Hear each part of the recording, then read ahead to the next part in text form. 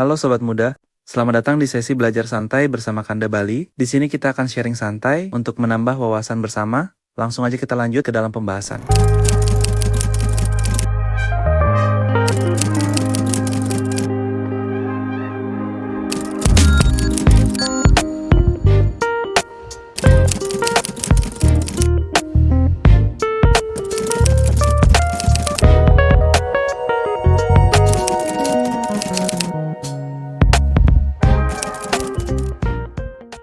Mitos seputar pantai, gunung, dan tempat sakral di Bali.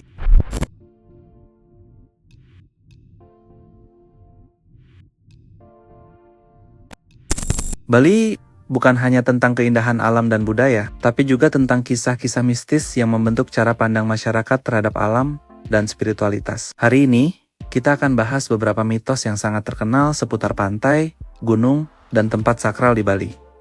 Bukan hanya ceritanya, tapi juga sejarah dan pesan moral yang bisa kita petik bersama.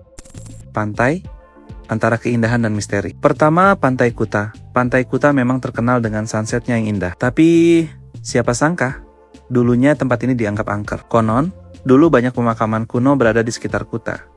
Dan arwah para leluhur dipercaya masih menjaga tempat itu. Mitos ini bukan untuk menakuti, tapi mengajarkan kita tentang pentingnya menghargai sejarah dan leluhur. Sebagai orang yang tinggal di Bali, aku selalu merasakan bahwa setiap kali kita menjejakkan kaki di pasir pantai, kita tidak hanya berjalan di atas tanah, tapi juga di atas kenangan dan doa-doa yang pernah diucapkan di sana. Pembahasan kedua, Pantai Petit Tenget dengan mitos Buto Ijo, sang penjaga tak kasat mata. Di balik nama Petit Tenget, tersimpan kisah pertemuan pedanda Wawurau, atau sering disebut Dang Hyang Nirarta dengan Buto Ijo, raksasa penjaga pantai. Sang pedanda tidak mengusir Buto Ijo, tapi mengajaknya untuk menjaga tempat suci. Buto Ijo kemudian dipercaya tinggal secara spiritual di wilayah yang ada di sana. Apa pelajarannya? Terkadang, kekuatan besar bukan untuk dilawan, tapi diajak berdamai. Kita belajar dari mitos ini bahwa harmoni lebih penting daripada dominasi. Yang ketiga, Pantai Padang-Padang tentang kapal gaib dan lautan misteri. Mitos tentang kapal tanpa awak yang terdampar di pantai Padang-Padang menciptakan aura misterius yang kuat. Kapal itu disebut muncul begitu saja dan menghilang tanpa jejak. Cerita seperti ini menanamkan rasa hormat terhadap laut, bahwa ada hal-hal yang tidak bisa dijelaskan hanya dengan logika. Alam punya cara sendiri untuk menunjukkan kekuatannya. Selanjutnya, kita akan bahas tentang gunung yang sering disebut sebagai tempat dewa dan para leluhur. Yang pertama adalah Gunung Agung, pusat spiritualitas Bali. Gunung Agung bukan sekadar gunung tertinggi di Bali. Ia adalah tempat suci. Diyakini sebagai tempat bersemayamnya Dewa Mahadewa. Di sanalah berdiri Pura Besakih, pura terbesar dan tertua di Bali. Mitos menyebutkan bahwa saat Dewa Siwa memindahkan Gunung Meru ke Bali, jadilah Gunung Agung. Ini menunjukkan pentingnya keseimbangan alam dan spiritualitas. Sebagai generasi muda, kita harus belajar bahwa gunung bukan sekadar objek wisata, tapi simbol kedekatan kita dengan alam semesta dan Tuhan Yang Maha Esa. Selanjutnya, kita bahas Gunung Batu Karu, yang sering disebut sebagai Sang Penjaga Barat. Gunung Batu Karu sering dianggap sebagai benteng spiritual yang melindungi sisi barat Bali. Banyak yang percaya, gunung ini dijaga oleh makhluk gaib, yang hanya bisa dilihat oleh orang-orang tertentu. Saat mendaki Gunung Batu Karu, masyarakat adat sering membawa sesajen, bukan untuk menyembah, tapi sebagai tanda hormat. Ini pelajaran penting buat kita, bahwa rasa hormat itu melintasi logika dan bersumber dari kesadaran akan keterbatasan manusia. Nah, selanjutnya kita akan membahas tentang tempat sakral dan ruang-ruang gaib yang dijaga oleh keyakinan. Dan yang pertama, Pura Uluwatu, antara kera, dewa, dan lautan. Pura Uluwatu ini berdiri di atas tebing tinggi yang langsung menghadap laut selatan. Mitos mengatakan bahwa kera-kera di sekitar pura adalah penjaga spiritual yang bisa membedakan mana pengunjung dengan niat baik dan mana yang tidak. Buatku, ini bukan soal kera bisa membaca pikiran, tapi simbol bahwa niat baik dan ketulusan itu memancarkan energi yang bisa dirasakan, bahkan oleh hewan. Uluwatu mengajarkan kita bahwa ketika masuk ke tempat suci, bukan hanya tubuh kita yang harus bersih, tapi juga hati dan pikiran. Tempat sakral kedua adalah Gua Gajah yang sering disebut sebagai simbol perjalanan batin. Gua Gajah di Bedulu menyimpan banyak simbol keagamaan Hindu dan Buddha. Mitos lokal menyebutkan gua ini dibangun oleh raksasa dalam semalam. Tapi yang lebih penting dari mitos itu adalah simbolisme goa sebagai ruang untuk masuk ke dalam diri. Setiap kali aku berkunjung ke Gua Gajah, aku merasa seperti diajak untuk menelusuri lorong-lorong batin dan bertanya ke diri sendiri tentang siapa aku, kenapa aku di sini. Itulah kekuatan tempat sakral. Bukan menakuti, tapi mengajak untuk merenung.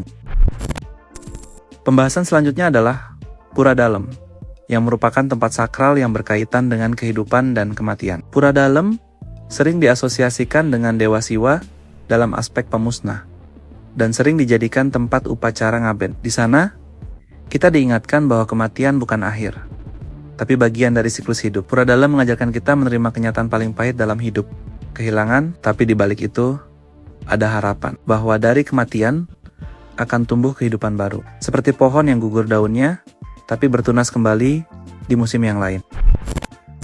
Refleksi, mitos sebagai jendela kearifan lokal buat kalian yang mungkin bertanya, kenapa kita masih percaya mitos di zaman modern? Jawabannya bukan karena kita anti ilmu, tapi karena kita sadar bahwa mitos menyimpan nilai-nilai luhur. Mitos adalah bahasa simbolik.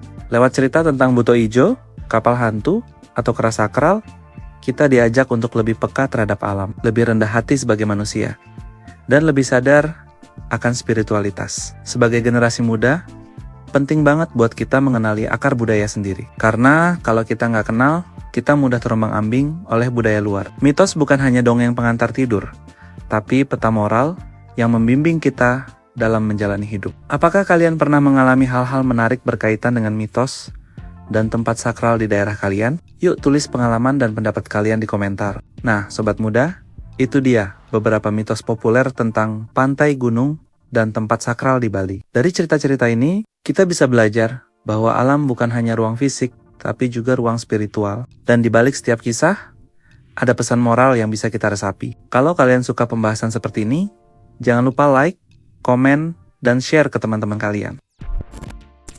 Dengan semua cerita dan mitos yang ada, bagaimana sebaiknya kita menyikapi mitos dengan bijak? Nah, sobat muda, sekarang mari kita bahas bagian penting.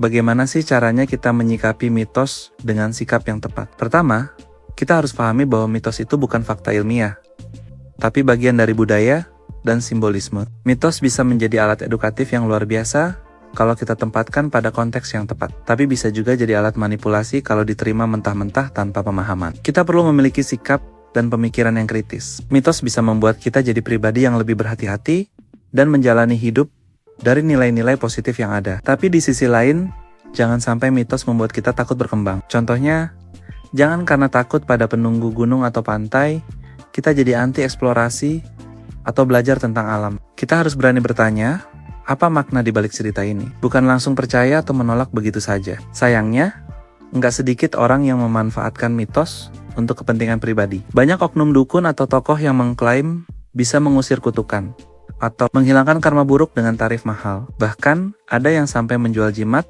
dan ritual yang katanya bisa membuat orang sukses atau disayang pasangan. Sobat muda, hati-hati ya. Disinilah pentingnya pendidikan. Mitos itu harus dipahami, bukan dijadikan alat untuk menakuti. Kita bisa hormat terhadap budaya tanpa harus menjadi korban dari praktik yang menyesatkan. Kita harus mulai memahami bahwa tidak semua yang kita dengar, bahkan alami sejak kecil, adalah kebenaran. Sebagian bisa saja adalah budaya turun-temurun dan produk hasil dari ketidaktahuan orang tua dan pendahulu kita. Mari berpikir lebih logis, kalau mitos itu benar-benar nyata, kenapa ya di setiap tempat dan negara mitosnya berbeda-beda? Di Jepang ada mitos hantu wanita tanpa wajah, di Eropa ada cerita vampire, di Indonesia ada tuyul dan genderuwo. Kalau semua itu fakta, harusnya sama kan? Tapi justru perbedaan ini menunjukkan bahwa mitos tumbuh dari budaya lokal, pengalaman kolektif masyarakat, dan kebutuhan akan penjelasan pada masa ketika sains belum berkembang. Ini bukan berarti mitos itu bohong, tapi konteksnya simbolik. Misalnya, cerita tentang buto ijo mungkin adalah cara orang Bali zaman dulu menjelaskan tentang penjaga pantai dan kebutuhan untuk menjaga ketertiban di tempat suci. Kita bisa bersikap bijak dengan cara menghargai mitos sebagai warisan budaya, menggali pesan moral dan filosofi di baliknya, tidak menelan mentah-mentah dan terjebak dalam praktik manipulatif. Orang tidak bertanggung jawab. Terus belajar, dan cobalah berdialog dengan orang-orang yang memang paham budaya. Dan kita perlu memadukan logika dan spiritualitas secara seimbang untuk menjalani hidup yang seimbang untuk diri kita sendiri. Disclaimer, konten ini dibuat untuk tujuan netral dan pencerahan. Jika ada pihak-pihak yang berusaha menciptakan perpecah belahan, marilah kita sama-sama sadar, dan tetap saling menghormati satu sama lain, dengan tidak memaksakan pemikiran kita terhadap orang lain. Nah, sobat muda, itu dia pembahasan kita hari ini. Mitos bisa jadi cahaya penuntun, tapi juga bisa jadi kabut yang menyesatkan. Tergantung bagaimana kita menyikapinya. Jadi, mari jadi generasi muda yang cerdas, menghargai akar budaya, tapi juga berani berpikir kritis, dan terus berkembang.